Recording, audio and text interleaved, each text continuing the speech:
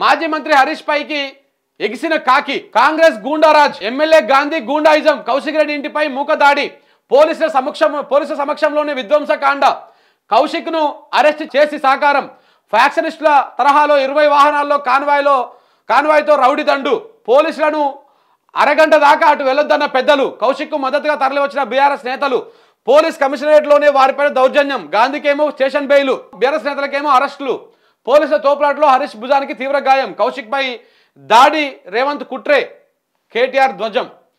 కాంగ్రెస్ లోకి ఫిరాయించిన గాంధీ ఇంట్లో నేడు బీఆర్ఎస్ విస్తృత సమావేశం. ఇక ఇప్పుడు ఉంది కథ. అసలు జిల్లా వ్యాప్తంగా నేతలు హాజరు కావాలి, కౌశిక్ ఆర్ఎస్ ప్రవీణ్ కుమార్ ప్రకటన. తెలంగాణ వ్యాప్తంగా అర్ధరాత్రి బీఆర్ఎస్ నేతలను ఎక్కడికక్కడ అరెస్ట్ చేస్తారు. ఇవాళ మేడ్చల్ బీఆర్ఎస్ పార్టీ విస్తృత స్థాయి సమావేశం ఉంది. ఎక్కడుంది? ఇదే అరకెప్పుడు గాంధీ ఇంట్లో ఉంది. నేను ఇదే పార్టీలో ఉన్నా అన్నాడు కదా, ఆయన ఇంట్లోనే విస్తృత స్థాయి సమావేశం ఉంది. ఆర్ఎస్ ప్రవీణ్ కుమార్ పిలుపునిచ్చిండు. ఒరే కేసీఆర్ రాజకీయం మీకు అర్థం కాదు అయితేలేదురా నాయన. నిన్న చూసిరా మొత్తం దాంట్లో ఎక్కడ ఎవరు ఏ విధంగా మాట్లాడాలి, కౌశిక్ రెడ్డి ఏం మాట్లాడాలి, కౌశిక్ రెడ్డి ప్రెస్ మీట్లో ఏం చెప్పిండు, తర్వాత ఏం జరిగింది, తర్వాత ఎవరెవరు సీన్లోకి వచ్చిర్రు, తర్వాత ఎక్కడెక్కడ తిప్పిర్రు, ఏం జరుగుతూ ఉంది. కేసీఆర్ సైలెంట్గా ఉంటేనే గింత ఉంది కథ. కేసీఆర్ ఇంకా బయటకు వస్తే ఎట్లుంటుంది? సో కాబట్టి ఇప్పుడు ఆడికి వచ్చి అంత అడావుడు అవుతూ ఉంటే హరీష్ రావు కంటే ముందు ఆర్ఎస్ ప్రవీణ్ కుమార్ మాట్లాడతాడు. ఆయన మాట్లాడి చాలా క్లియర్గా చెప్తాడు, పోలీసుల వైఫల్యం ఇందులో ఉంది, రేవంత్ రెడ్డి ప్లానింగ్ ప్రకారం చేస్తూ ఉన్నాడు ఇదంతా అని చెప్పేసి. ఎందుకంటే ఆయన పోలీస్ బాస్గా పనిచేసిండు కాబట్టి. సో కాబట్టి చాలా పక్కడబందీగా చాలా ఒక వ్యూహంతో పోతా ఉంది బీఆర్ఎస్ పార్టీ. తర్వాత హరీష్ రావు మాట్లాడిండు. సో ఇవాళ అదే అరకపూడి గాంధీ ఇంట్లో సమావేశం ఉంది. మరి ఇప్పుడు అందరూ ఆడికి పోతుంటారు బీఆర్ఎస్ నాయకులు. మరి పోతురా ఎక్కడికక్కడ అడ్డుకట్టలు వేసేసి అడ్డం వేసేస్తురా చూడాలి. మరి ఏం జరగబోతుంది అనేది కొంత ఉద్రిక్తతగా ఉంది. నెత్తురు సలసల మరిగే దృశ్యం ఏం జరుగుతుందో తెలంగాణలో. ఎవడు తెచ్చిన రాజ్యంలో ఎవడు అధికారం చెలాయిస్తున్నాడు, తెర ముందు బొమ్మ ఎవడు, తెర వెనక నడిపిస్తున్నది ఎవడు, ఎవడి దోపిడి వద్దని స్వరాష్ట్రం తెచ్చుకున్నామో వాళ్ళే మన మీద గూండాయిగిరి, తెలంగాణ గుండెకాయ మీద పట్టపగలు గూండాల స్వైర విహారము, అధికారం మోహరింపు, ఎమ్మెల్యే ఇంటి మీద దాడికి అరగంట అటువైపు వెళ్లకుండా ఆదేశాలట, పరాయి గూండాలకు రాచ మర్యాదలట, న్యాయం అడిగిన భూమిపుత్రుల ఈడ్చివేతనట. గత 10 ఏళ్లలో ఎన్నడన్నా ఇలాంటి దృశ్యాలు చూశామా? ఇక్కడ భూమిపుత్రుడి మీద చెయ్యెత్తినోడున్నాడా, తెలంగాణ మీద నోరెత్తినోడున్నాడా? సాక్షాత్తు ఎమ్మెల్యే అయిన తెలంగాణ బిడ్డ మీద బూతు పురాణమా? ఎన్ని బూతులు! కొడక మీ నుంచి లేదు ఆ అరకపూడి గాంధీ గారి బూతులు. ఏకంగా ఇంటి మీదకి తెగిస్తారా? ఎవరిచ్చిన అలసు, ఎవరు రాసిచ్చిన స్క్రిప్టు, ఎటు పోతున్నాం?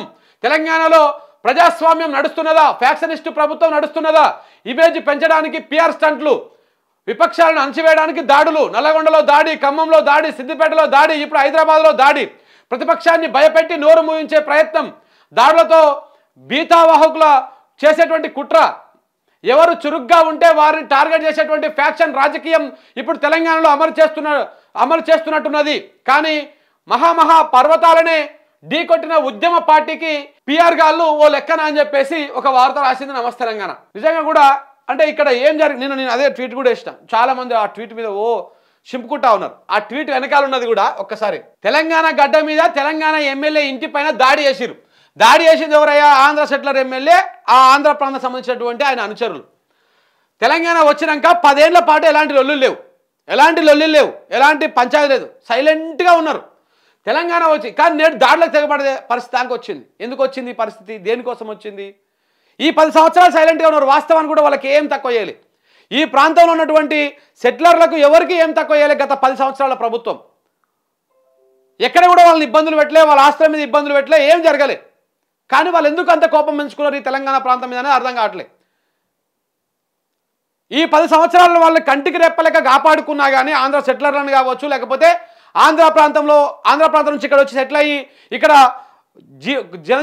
జీవనం సాగిస్తున్నటువంటి వాళ్ళు కావచ్చు, లేకపోతే వాళ్ళు వ్యాపారం చేసుకున్నటువంటి వాళ్ళు కావచ్చు, ఎవరిని కూడా ఏ రకంగా కూడా గత 10 సంవత్సరాల్లో ఏ రకంగా కూడా ఇబ్బంది పెట్టలే. కానీ ఎందుకు వాళ్ళు తెలంగాణ మీద ఇంత కక్ష సాధించుకున్నారు, ఇంత కక్ష పెట్టుకున్నారు? కానీ తెలంగాణకు కొత్త కాదు ఇదంతా. తెలంగాణకు అవమానాలు కొత్త కాదు, పోరాటం కొత్త కాదు, కొట్లాట కొత్త కాదు, చివరికి గెలుపు కూడా కొత్త కాదు, గెలుచుడు కూడా కొత్త కాదు. అంతిమంగా తెలంగాణనే విజయం సాధిస్తుంది అని చెప్పేసి నేను ఒక ట్వీట్ పెట్టిన. ఈ ట్వీట్ పెడితే ఇక చూడండి ఇందులో చూడండి ఒకసారి ఏమైంది. 2300 మంది లైక్ కొట్టిరు, 628 మంది రీట్వీట్ చేసిరు. వీళ్ళంతా ఈ లైక్ కొట్టిన వాళ్ళు రీట్వీట్ చేసిన వాళ్ళు మోస్ట్లీ తెలంగాణ బిడ్డలే. ఎందుకంటే 623 మంది కామెంట్లు కొట్టిరు, కొంత అది ఉన్నది. అయితే ఇక్కడ చూడండి, ఇందులో రీట్వీట్ చూద్దాం ఒకసారి. ఈ కోట్ చేసిన బ్యాచ్ను చూసినావా, ఇందులో మీరు ఒక్కరొక్కరి ఫైల్ ఇట్లా ఓపెన్ చేసి చూడండి. ఒక్కరొక్కరి ఇట్లా ఓపెన్ చేసి చూడండి. ఇగో ఈయన ఎవరైనా సిబిఎన్ చంద్రబాబు, ఇవన్నీ పచ్చకుక్కలు, ఊరు పేరు లేని అమ్మాయి లేనటువంటి పచ్చకుక్కలు అనమాట. ఇవన్నీ వీళ్ళకు ఊర్లు ఉండవు, పేర్లు ఉండవు, మొహాలు ఉండవు, ఏముండవు. ఈ కుక్కలన్నీ వచ్చి ఇక ఇప్పుడే ఇక్కడే అర్థమైపోతుంది తెలంగాణ మీద ఎవరు దాడి చేస్తా ఉన్నాడు, ఏ విధంగా చేస్తా ఉన్నాడు. ఇక చూడు, I am fan of TDP అంట. ఈ టీడీపీలకు తెలంగాణ టీడీపీ ఫ్యాన్ ఉన్నాడు ఎవడన్నా ఇంకా. సో ఇట్లా మొత్తము అన్ని ఏపీకి సంబంధించినటువంటి ఈ పచ్చ బ్యాచ్ మొత్తం వచ్చి మన మీద పడతా ఉంటుంది. ఇట్లా ఈ విధంగా పడతా ఉంటుంది. ఇందులో ఎవరు తెలంగాణలో ఉండడు. ఒకవేళ తెలంగాణ నల్లగొండనో లేకపోతే ఖమ్మమనో పెట్టుకున్నా కానీ అక్కడోడే ఇక్కడ పేర్లు పెట్టుకొని చేస్తూ ఉంటారు. ఎందుకంటే ఆ ట్విట్టర్లో కొంత అదేదో లేపాలి కాబట్టి, ప్రయత్నం చేయాలి కాబట్టి. సో ఈ రకమైనటువంటి బ్యాచ్ ఇక్కడే అర్థమైపోతుంది తెలంగాణ ప్రాంతం వాళ్ళ మీద ఆంధ్ర ప్రత్తనం ఎట్లా చేస్తూ ఉన్నారు, ఏ విధంగా దౌర్జన్యం చేస్తూ ఉన్నారు. ఇలాంటి ట్వీట్లు 10 సంవత్సరాలు ఎప్పుడైనా చూసినామా? ఒక్క ట్వీట్ చూసినామా? లేదు. ఒకవేళ కనుక ఇట్లా చేసి ఉంటే అప్పుడు సినిమా ఇంకొక తిరిగా ఉంటుండే. పాపం అర్థం కాకపో వాళ్ళకి. ఇప్పటికీ మించిపోయింది ఏం లేదు. 4 ఏళ్ళు తెలంగాణ 60 ఏళ్ళు కొట్లాడింది ప్రాంతం కోసం, ఈ రాష్ట్రం కోసం 60 ఏళ్ళు కొట్లాడింది. ఇంకొక 4 ఏళ్ళు ఓపిక పడతారు. తర్వాత మీకు ఏ విధంగా బుద్ధి చెప్పాలి, ఎట్లా తోక మడత పెట్టాలి, ఏ విధంగా పొగబెట్టాలి, ఎట్లా చేయాలనేది తెలంగాణోడికి తెలిసే, తెలంగాణ గడ్డ మీద కూర్చో ప్రతి ఒక్కరికి తెలిసే. దానికి రెడీగా ఉండండి మీరు, దానికి రెడీగా ఉండండి. ఇక అయిపోయింది సాలిగా. ఇక చేసిన కాడికి చాలు, ఇక చూసుకునే కాడికి చాలు, చేపించిన కాడికి చాలు.